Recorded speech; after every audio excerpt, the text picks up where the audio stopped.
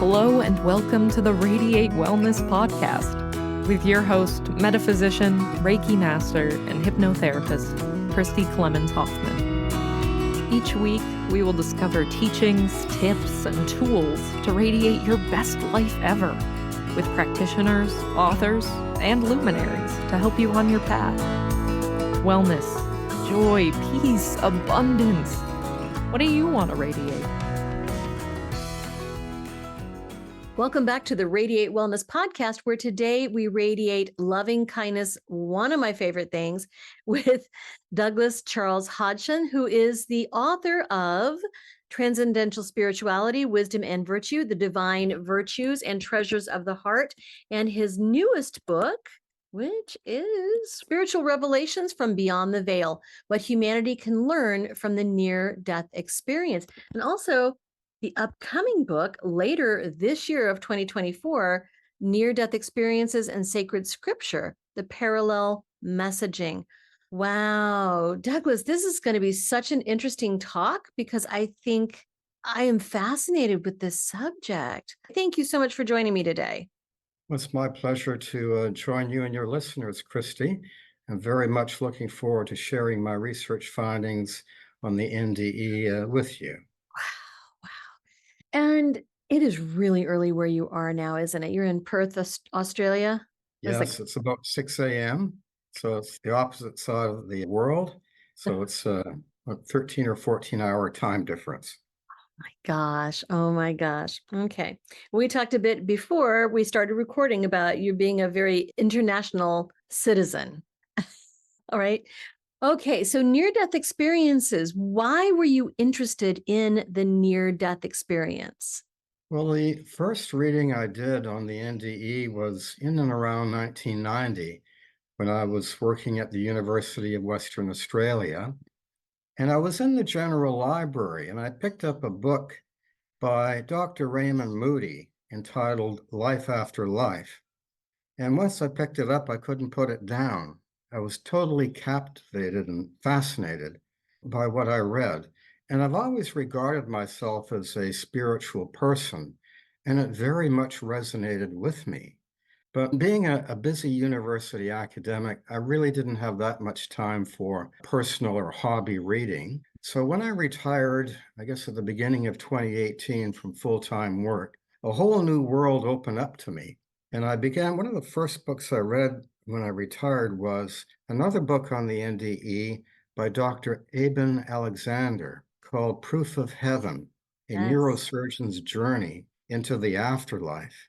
And once again, I was just taken away with the account of Dr. Alexander, what he experienced in terms of what I would describe as a very deep NDE.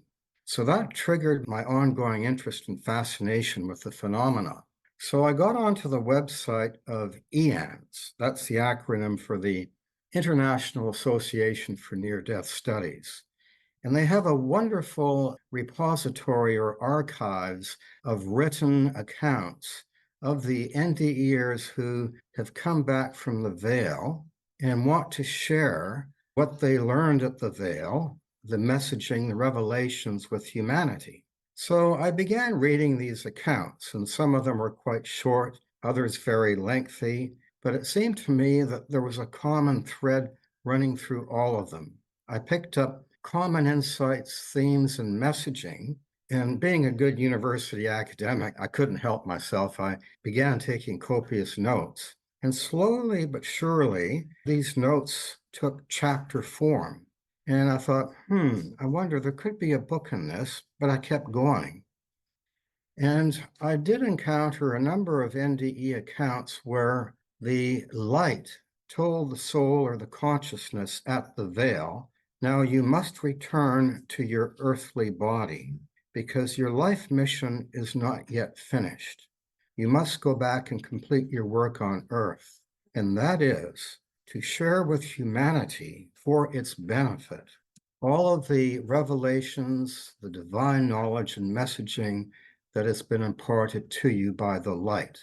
And at that point, the penny dropped. I thought, I can be a mouthpiece for some 500 NDEers who have actually cared enough about humanity to record their experiences in written form.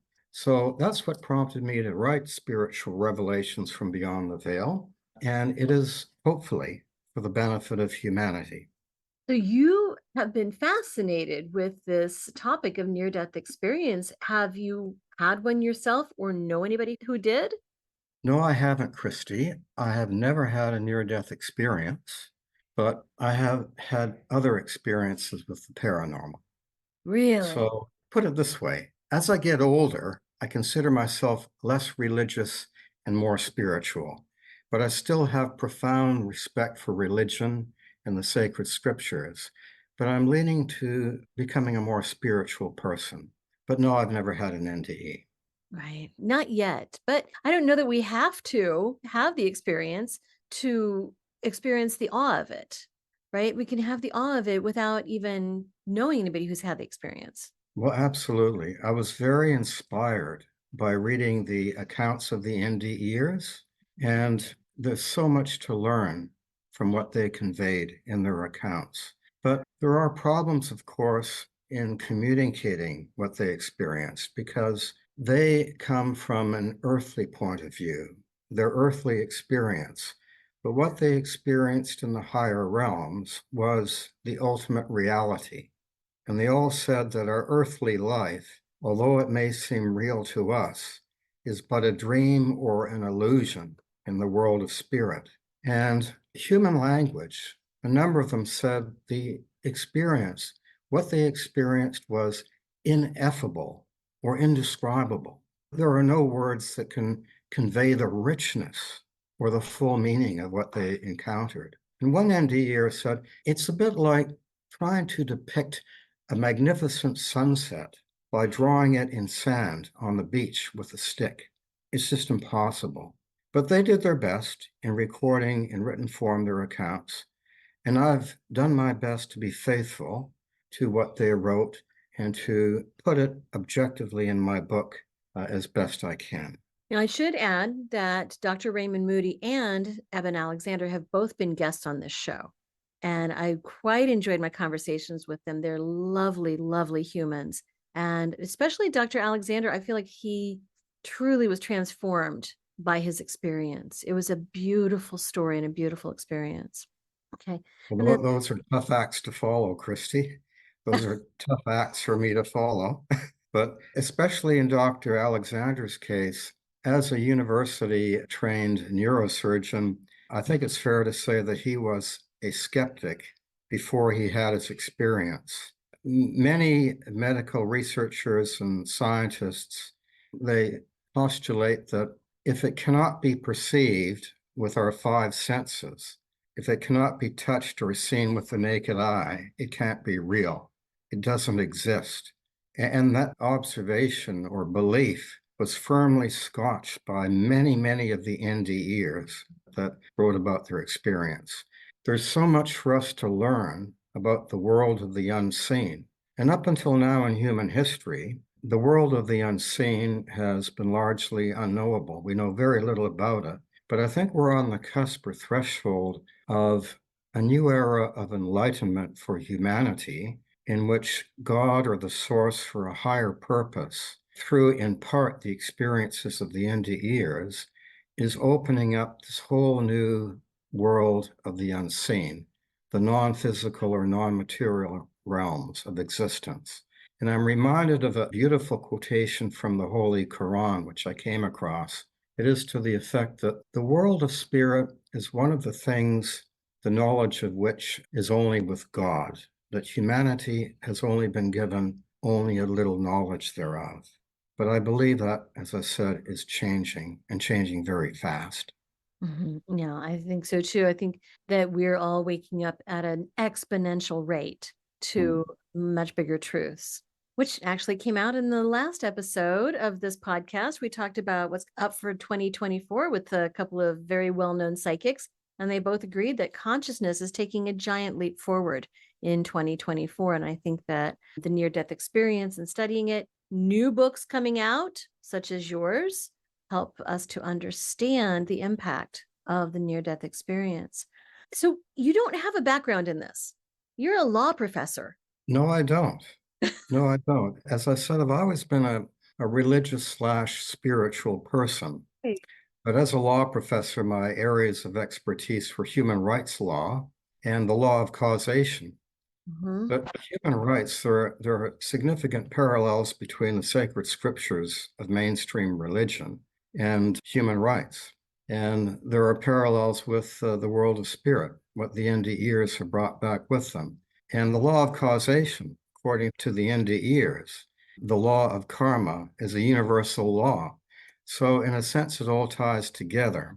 But it wasn't until I retired, as I said, that I was able to pursue these other research interests and to tie them together. And my third book, which you mentioned, I think will close the loop on my entire research. Wow. So how many near-death experiences have you spoken with? Well, the research was all based on the written record. So, Okay. in terms of the archives of the International Association for Near-Death Studies, I looked at over 500 written accounts. Wow. And as I said, the reason I wrote the book was I detected so many common themes or messaging that just it was beyond coincidence that all of these accounts were corroborating each other. So the messages Don't are even quite know each meaningful. other. People from completely different walks of life who are sharing the same experience. Yes. It came from a very diverse background, but being an American website, I assume that most of the experiences were Western in nature. But people in the East have also had NDEs, and people of the indigenous populations of the world, they have also had near-death experiences. But my NDE accounts would mainly be drawn from a Western demographic. Mhm. Right. Understandably so, because we have a kind of a common understanding, a common lexicon, et cetera. Mhm. Speaking with Dr. Raymond Moody, he said that there were still some similarities between Western NDEs and from elsewhere in the world, although the experiences tend to be what we would expect to see at that moment of life. So, very interesting. So, what makes your book stand apart from the other books and the other wealth of knowledge on near-death experiences? I don't want to take too much of your time, but I would like to ask you a few simple favors. First of all, please rate, review, and share this podcast wherever you're listening. It sounds like a simple little thing, and it is, but it has a huge impact for us because it helps other people find us in the podcasting algorithms. I don't know how it works, but I do know that it helps a lot. Next, if you would subscribe or follow wherever you're listening, whether that's YouTube or Apple Podcasts, Amazon Music, Pandora, Spotify, wherever you're listening, just hit subscribe or follow, and that helps you and it helps us. It helps you because then you receive notifications when we have a new episode that's out. It helps us because, again, algorithm magic, I don't know what happens, but it helps.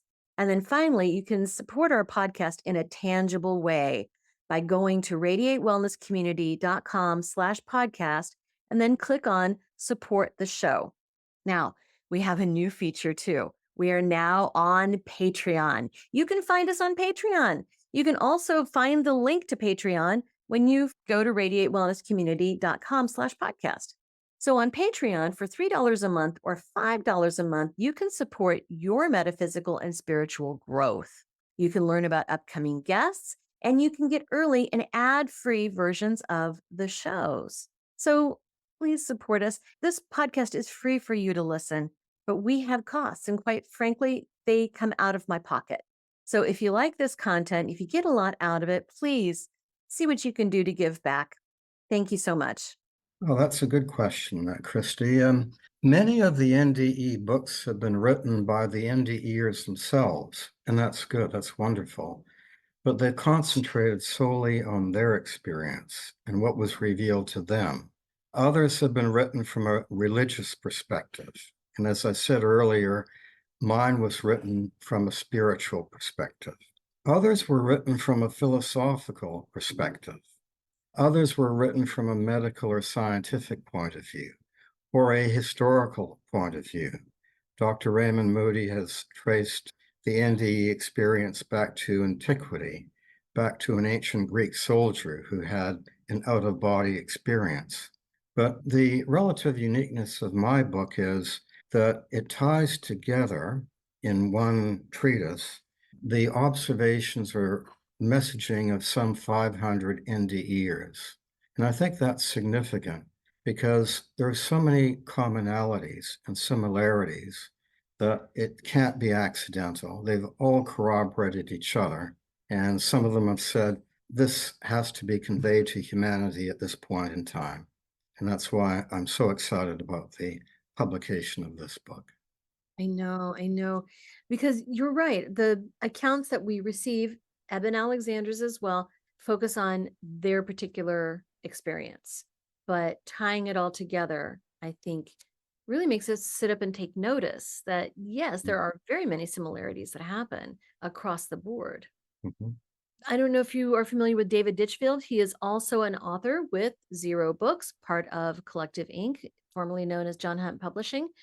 But David was a very famous near-death experiencer who was drug under a train. And when he came out of his experience, he was compelled to write music and to paint when he had never written or painted before. Mm-hmm. Susan, and he's been on my show 2 times. And then Susan Walter is a Kansas Cityan and dear friend. She's been on the show a couple of times as well, had 2 near-death experiences as a child, and came out of that painting angels. We hear from many people who come out of near-death experiences with these new talents and gifts and a compulsion, kind of like we saw with Richard Dreyfuss in Close Encounters of the Third Kind, a compulsion to create their experiences. Eben Alexander, too, with creating the music that he experienced. What do you think that is about? Well, I did come across some written accounts that referred to that phenomenon. Relatively few, mind you, but some people said, as you just said, they had an insatiable appetite to express themselves through painting. Right. Or through music. Others said that after their experience, they became spiritual healers or empaths, that they could intuitively feel what was going on emotionally and in terms of the lives of the people they were talking to. It just came intuitively. And they were able to heal them through energy auras. They said that physical ailments in our bodies, they start on an energetic level and they progress to our physical bodies. Another NDEer said, after my near-death experience, I had an insatiable appetite to learn and understand all of the laws of physics.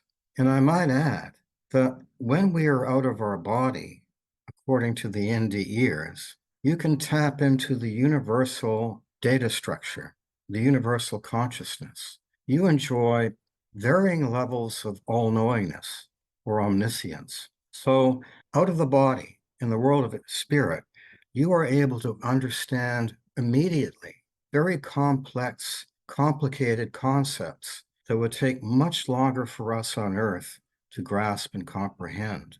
So as another NDEer said, in the world of spirit, and this is quite reassuring, there is no such thing as a question without an accompanying answer. So you ask the light a question, and even before the thought question is formulated, bang, the answer is there, instantaneously, completely, clearly, fully, and nothing is lost in translation.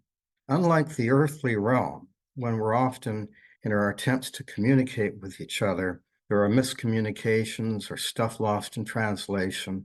That does not happen in the higher realms, according to the NDEers. It's communication between soul consciousnesses at the most basic foundational level. A conveyance of thoughts, ideas, emotions, feelings, the core essence of who and what we truly are in the world of spirit. Which is such a paradigm shift for us. We're so 3-dimensionally focused, so human-centric, and just to conceive of a way of communicating that is not with language, written or spoken. It's hard to understand and wrap our minds around. In fact, one NDEer asserted in their account that In the future of humanity, there will be no need for oral or written communication. It will all be telepathic, as it is in quasi-telepathic in the world of spirit. Okay, say more about that. What do you mean quasi-telepathic? Well, it's hard to explain. I have a chapter in it in my book. It's not quite telepathic in nature. Telepathic means you can intercept the thoughts of someone. But as I said, it goes much deeper. It's communication between the core essences of each soul or consciousness. It's an exchange of thoughts, ideas, even memories, even experiences. So it goes beyond what we would call telepathic in the earthly realm. That's about the best way I can answer it, Christy. Right. Well, part of my practice, because I'm a healer, a hypnotherapist, and I'm a medium, part of my work is hypnosis that takes us to other lifetimes, other dimensions, allows us to speak with the higher consciousness. And so many times in these sessions, people might go to what we would consider future or even between dimensions. And they talk about communication being, it's just inside my head. They're telling me something and it's just inside my head. They don't have to use words. They don't have to move their mouth or anything like that. It's just, I think it and it's transmitted. So in a way, we don't even have to get to the near-death experience part of it to experience this other consciousness and this form of living and communication. I don't know. I feel like this is actually coming to us. Do you know what I mean? Yes, I think it is too. According to the NDEers, Yeah. when you're out of your body and in the world of spirit, you attain elevated awareness. Your perception increases. You think much more quickly and with much more clarity. Your consciousness expands. Our soul consciousness is eternal and infinite, according to the NDEers. Now, that's the world of spirit. We're not there yet in the earthly realm, but it could well be, as you say, that we are in a consciousness raising era of humanity. And who knows how long that will take. But if it's anything like the world of spirit, according to the NDEers, it's a fascinating future that humanity will have in the coming years. But we have a few problems on Earth to get through, I think, before that happens. Well, and this brings me to a point that I wanted to bring up with you, Douglas, is that the episode is titled Radiate Lovingkindness. Can you explain a bit why you chose loving kindness as the theme? Yes, the fundamental lesson, according to the NDEers, as to why we're here on Earth is to learn about love. It's all about love. I know that's a very trite statement, but it's true, according to these 500 NDEers. But it's about unconditional love, the highest, the purest form of love, the love that attaches no strings to its flow, a love that is for all that is, a love that is the same regardless of the circumstances, a love that does not differentiate between the objects of the manifestation of that love. So we are here on Earth, according to the NDEers, to learn about what unconditional love is, and also to expand our capacity for it, to understand how much God loves us, and to serve God by serving others. And how do we serve others? Well, materially, of course, giving them food and shelter. But we also have to do that spiritually. That's a form of charity, spiritual. We have to impart unconditional love in our daily experiences. And it's not just to human beings, it's to all sentient beings, including the animal world. Because as I say in my book, we are all in an interconnected oneness. And I can go into that later if you wish. But essentially, when we harm others, we harm ourselves. So we must manifest that love to others. Another fundamental lesson that the NDEers learned is that what we consider on Earth to be important for us, personal fame, notoriety, wealth, material wealth, power, these are all important things to many of us. But in the world of spirit, these things are irrelevant. They're superficial and insignificant So what is relevant? It's how we treated others during our earthly incarnation. And we don't have to be huge philanthropists. We don't have to be great authors who've written many books on spirituality. As one of the NDEers said, affording small kindnesses to others is what counts. Feeding a stray cat, holding open a door for an elderly person who is leaving the shopping center and struggling with their shopping bags. These are what we might consider trivial acts, but in the world of spirit, they are considered small kindnesses. And indeed, going back to the Holy Quran, there's a chapter entitled The Small Kindnesses. And as one NDEer said, these small kindnesses are regarded in the world of spirit as profound manifestations of love. They mean so much to God, and this is why we are here. We are here also to learn about divine knowledge. We are here to enjoy life, to live our lives to the full. Well, how can we do that if we're constantly beating ourselves up about our past mistakes or worrying about the future, how we are going to pay the bills? I mean, these are real concerns for all of us, but they cannot let us completely control our lives. As the NDEers have said, we must have self-esteem. We must love ourselves, not in a narcissistic sense, but in a compassionate sense. Because if we respect ourselves and stay away from substance abuse and try to manifest love towards others, it'll be much easier for us to see the goodness in God in others and to let the light and energy of God into our soul hearts. So it's the manifestation of what I would call loving kindness that is the paramount lesson that we have been sent here to learn. And really, nothing else matters, according to the NDEers. I find this in the hypnosis sessions that I conduct as well. The higher self always comes through and says it's about love, just love, love, love, love, love, love, love, love, love, love, love, love. That's what it's about. So let me ask you this. What do you think the end game is in all of this? We're getting glimpses from hundreds of thousands of NDEers. We're all on the spiritual awakening path. What do you think is the end game of it? Well, I think here is where there is a correlation between religion and the NDE messaging.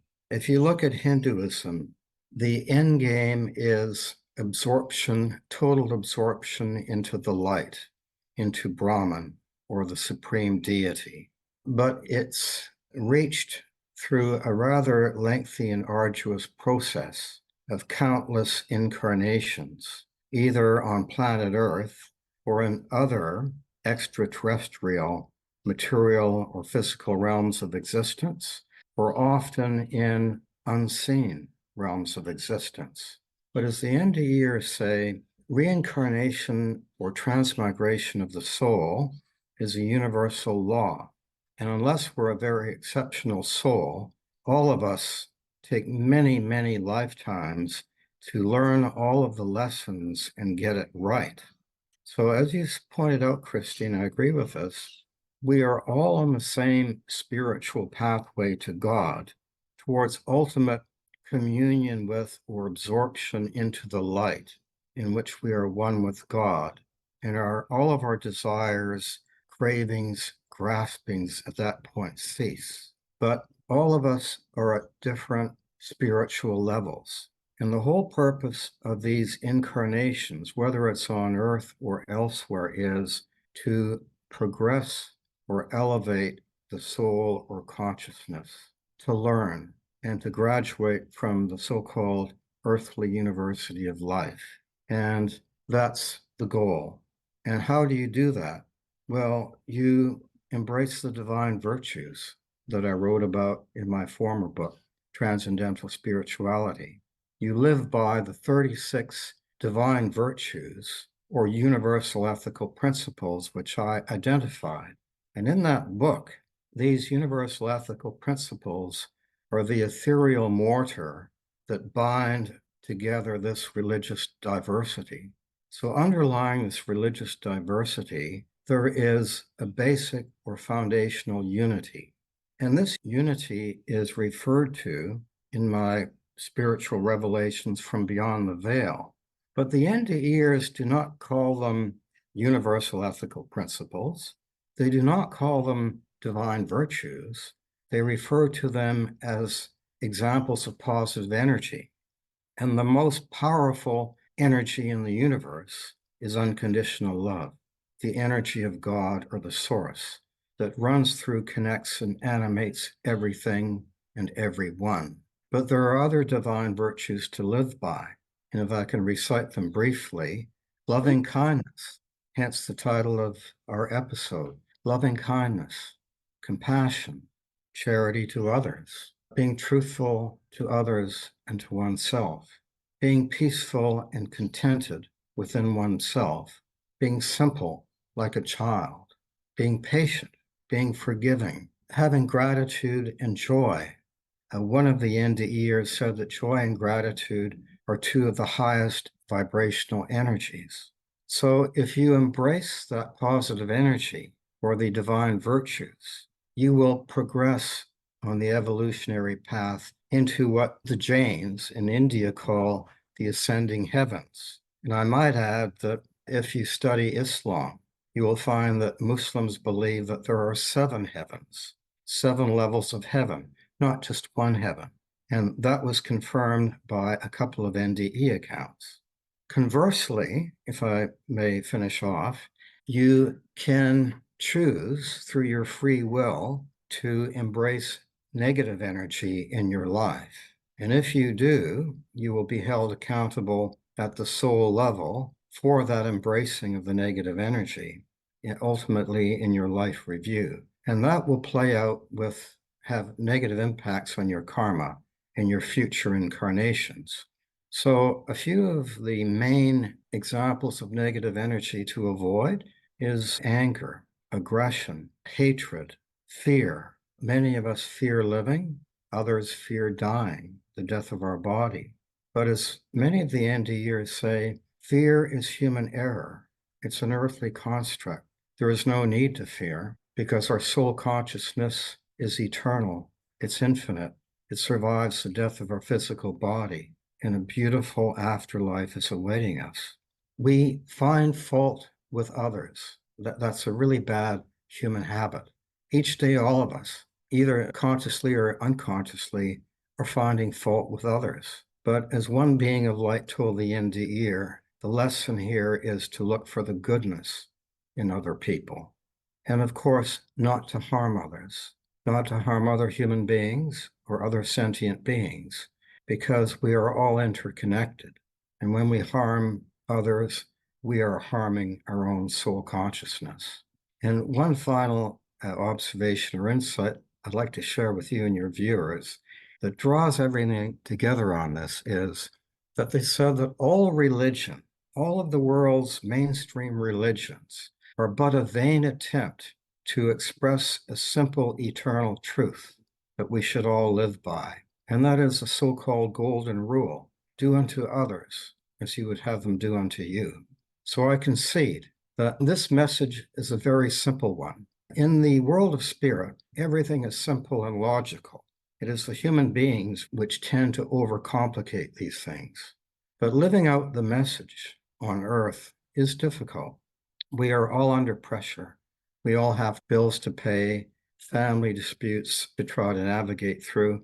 Life is not easy, and that's conceded by the NDEers. Existence in the earthly plane isn't easy, but it's not intended to be. Any problems and challenges, trials and tribulations that we have, that is all for a higher purpose. When we face challenges and problems in our lives, we shouldn't complain. We should adopt a more positive attitude.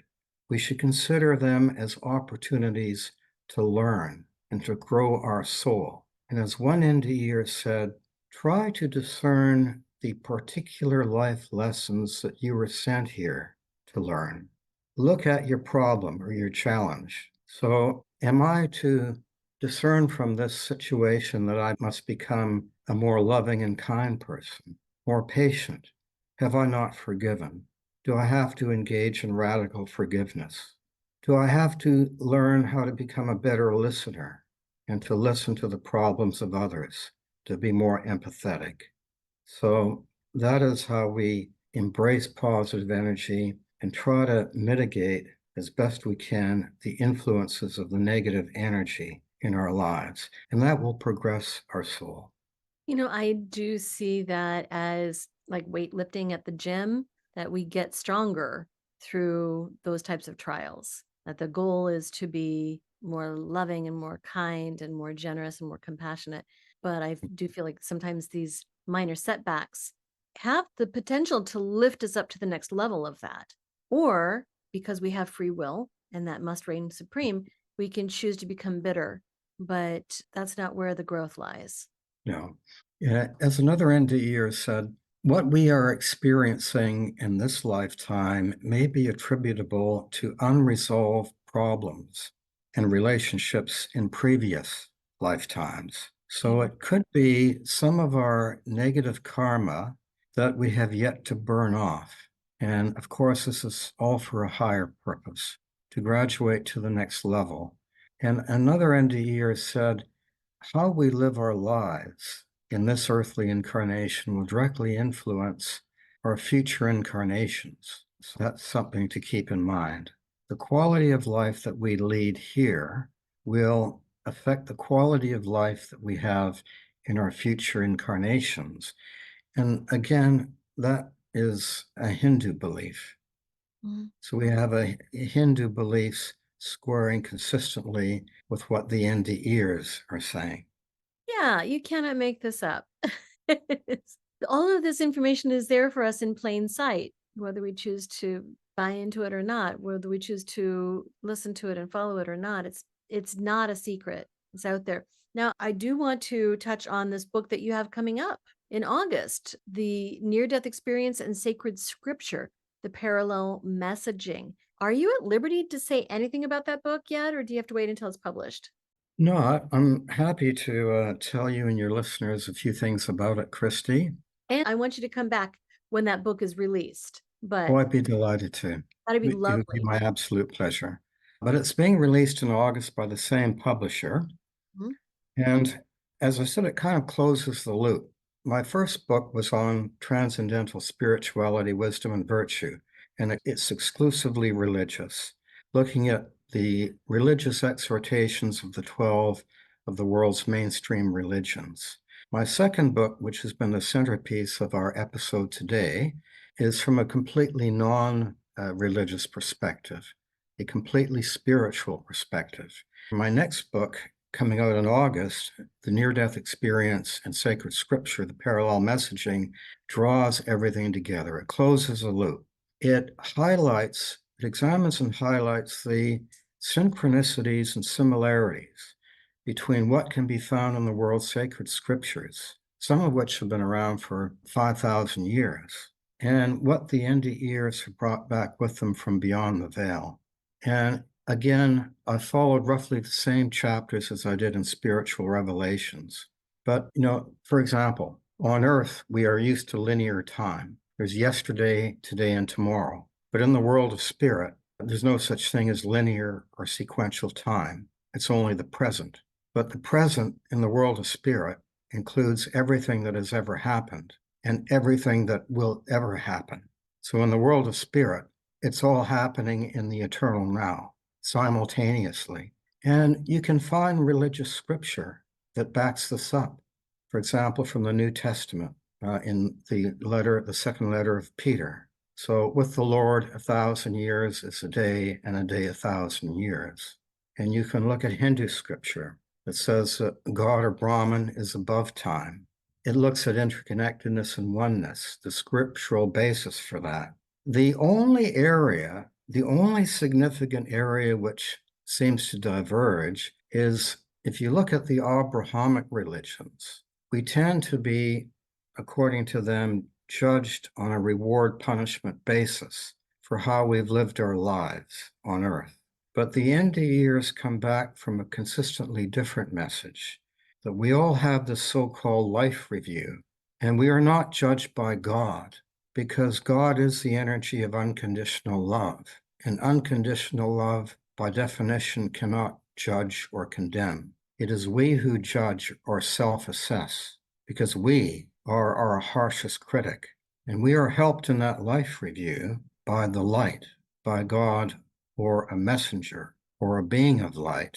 And that light helps us to see how we can improve, how we can do better the next time, how we can evolve our soul consciousness.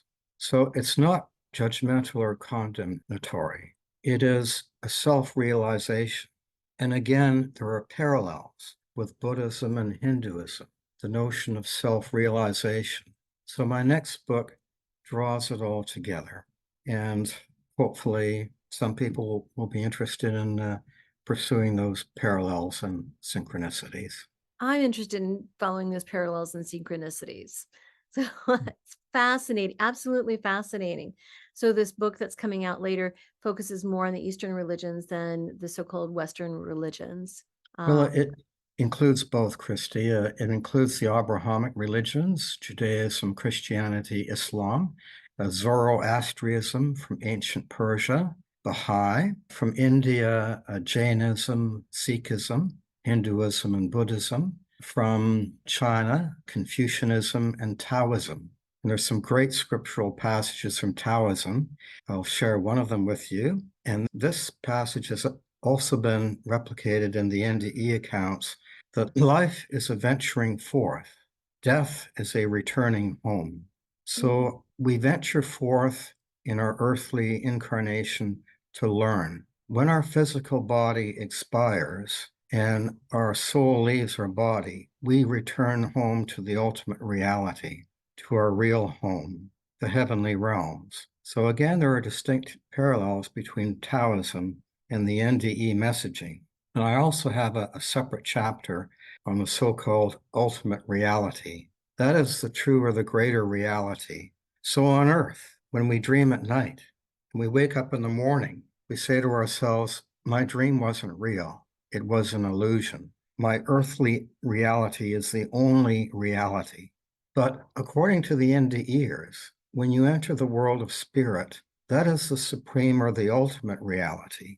An earthly life is a dream or an illusion, what is called in Hinduism, Maya. So again, I point out that similarity in my next book coming out in August. Where can we find the books that you have out so far? Well, all three books are available on Amazon, USA. They can be So it's not purchased. coming out for a while though, right? Well, no, my first two books are already out, but my next book coming out will be released probably in August or September on Amazon, available through Kindle, most online booksellers, bricks and mortar bookshops, Walmart, I think, carries it, IndieBound, Hive, Barnes and Noble. Your readers will have no difficulty accessing, and actually through my publisher, zerobooks.com, the books can be purchased. It's wonderful. All places where fine books are sold. And the titles of the books, again, are Spiritual Revelations from Beyond the Veil, which is your newest book in publication, and then Transcendental Spirituality, Wisdom and Virtue, The Divine Virtues and Treasures of the Heart, which was your first book. And then you've got your third one coming out in August, Near-Death Experiences and Sacred Scripture, The Parallel Messaging. Such an important message in all of this, Douglas. I really feel like this is essential for us to grasp now as we're moving into higher dimensions and higher realms. It's essential for us to understand this and live in such a way as we're expressing the true values and the true nature of who we are. I agree, Christine. Many people are writing in these areas now. It's really encouraging to see so many light workers out there. And we still have so much to learn, but this is a good place to begin. The sacred scriptures, the NDE accounts, and slowly but surely, inexorably, the collective human consciousness is expanding. Yes, yes. Thank you so much for joining me today to talk about all of these very important things. And I do want you to come back on the release of your newest book, and we'll talk about that, take a little bit deeper dive into it. Sound good? Fantastic. I'd be absolutely delighted to, Christy. My pleasure. Don't know what to watch next? Decisions. Well, we've got some suggestions. You can click this little video here and watch that. It's something that we think you're going to like. If you like the last one, you're going to like that one too. You can also click on the subscribe button. And if you do that, then you'll get notifications whenever we have a new video up. Win-win, right?